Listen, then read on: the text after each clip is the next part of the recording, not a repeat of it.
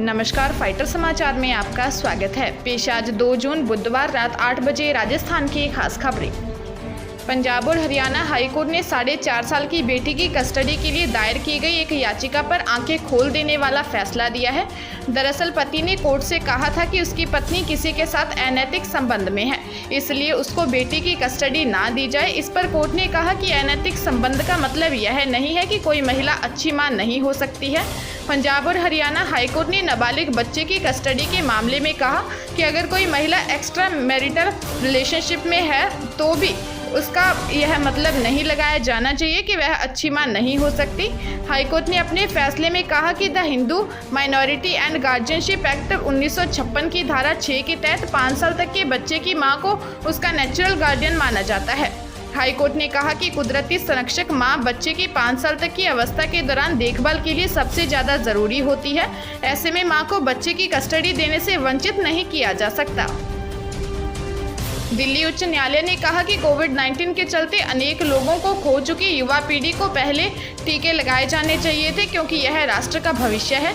लेकिन टीकाकरण में बुजुर्गों को प्राथमिकता दी गई, जो अपना काफ़ी जीवन जी चुके हैं। अदालत ने स्पष्ट किया कि इसका यह मतलब नहीं है कि बुजुर्गों का जीवन महत्वपूर्ण नहीं है। वृद्ध व्यक्ति परिवार को जो भावनात्मक सहयोग प्रदान करते हैं, उसे नज़रअंदाज नहीं किया जा सकता।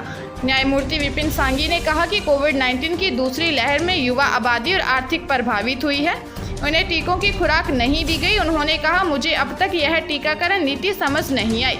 न्यायमूर्ति सांघी ने कहा, हमें अपना भविष्य सुरक्षित करना होगा, इसके लिए हमें युवा पीढ़ी को टीके लगाने होंगे, लेकिन हम 60 वर्ष से अधिक आयु के लोगों को तरजीह दे रहे हैं, जो अधिकतर जीवन जी चुके हैं। युवा पीढ़ी हमारा भविष्य है, हमने उसे नज़रअंदाज कर दिया। कोटा जिले के रामपुरा कोतवाली थाना क्षेत्र में कुल्हाड़ी से पत्नी की हत्या करने के मामले में पुलिस ने आरोपी पति पिंटू को गिरफ्तार कर लिया है। पुलिस ने बताया कि पत्नी की हत्या के दौरान पति ने अपने 9 माह के मासूम बेटे पर भी हमला किया था। ग्रामीणों ने बालक को अस्पताल में भर्ती करवाया था, जहां मासूम ने दम तोड़ दिया। पुलिस ने बताया कि आरोपी पति पिंटू ने अपनी पत्नी सीमा की हत्या कर थाने में सरेंडर किया था। वहीं घायल मासूम अविनाश ने अस्पताल में दम तोड़ दिया। पुलिस आरोपी से पूछताछ कर रही है। उत्तर प्रदेश की राजधानी लखनऊ में हाई प्रोफाइल सेक्स रैकेट का पुलिस ने खुलासा किया है। खास बात यह है कि पुलिस की नज़रों से बचने के लिए इस रैकेट को सोशल मीडिया के जरिए चलाया जा रहा था। लखनऊ पुलिस के मुताबिक सोशल मीडिया के जरिए प्रचार किया जा रहा था। इसके बाद व्हाट्सएप से ग्राहकों से संपर्क कर लग्जरी रूम में विदेशी लड़कियां उपलब्ध करवाई जा रही थी।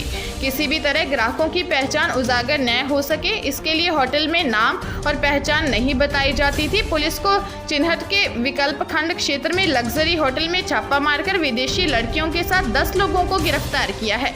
डीसीपी गोमती नगर संजीव सुमन ने बताया कि राजा नाम का शख्स देशी और विदेशी महिलाओं के साथ सेक्स रैकेट का संचालन कर रहा था। पुलिस टीम द्वारा होटल के मालिक और मैनेजर को भी गिरफ्तार किया गया है।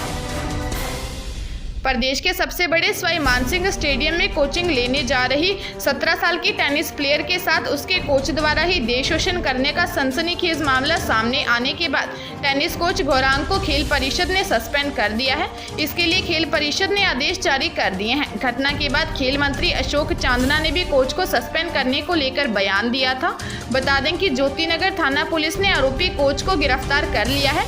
पुलिस आरोपी से पूछताछ में जुटी हुई है।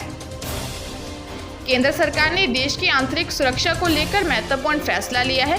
केंद्र ने पेंशन नियमों में संशोधन किया है। इसके मुताबिक अब खुफिया या सुरक्षा से संबंधित संगठनों से रिटायर्ड अधिकारी बिना इजाजत कोई भी चीज प्रकाशित नहीं कर सकते हैं।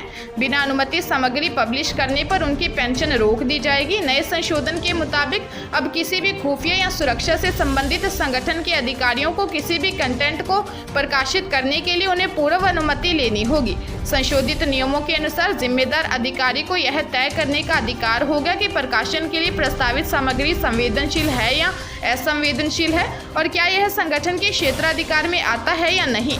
अगर गलत पोस्ट से संगठन की छवि खराब होती है तो गलत सामग्री परोसने वाले अधिकारियों की पेंशन तत्काल प्रभाव से रोक दी जाएगी। टोंक के बंदियों द्वारा जेल में भूख हड़ताल करने के मामले में 17 बंदियों की आज बुधवार को अचानक तबीयत बिगड़ गई। बंदियों को अस्पताल में भर्ती करवाया गया। सूचना पर सीओ सिटी चंद्र सिंह रावत अस्पताल पहुंचे और भर्ती बंदियों के उपचार के बारे में जानकारी ली। बता दें कि जिला कारागृह में 3 दिन से 23 बंदी अपनी मांगों को लेकर भूख हड़ताल पर बैठे हैं।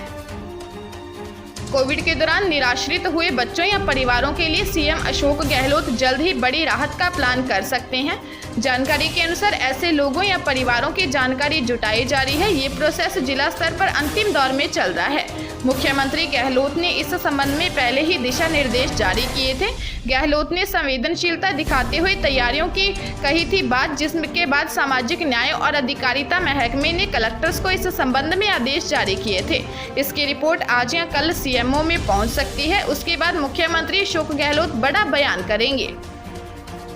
प्रदेश में कोरोना मरीजों में पोस्ट कोविड से बढ़ते मानसिक तनाव को कम करने के लिए सरकार ने नया कदम उठाया है। मिली जानकारी के अनुसार सरकार ने इसके लिए कोविड अस्पतालों में मरीजों और परिजनों की काउंसलिंग शुरू करने का फैसला किया है। प्रत्येक अस्पताल में 10 साइकोलॉजिकल काउंसलरों का पूल बनाया जाएगा।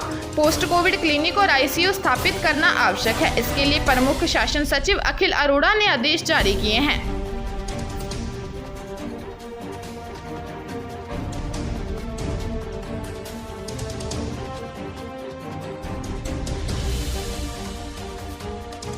ताजा तरीन खबरों के लिए फाइटर न्यूज को सब्सक्राइब करें और बेल आइकन को प्रेस करें ताकि नई न्यूज अपडेट होते ही आपके फोन की घंटी बज जाए।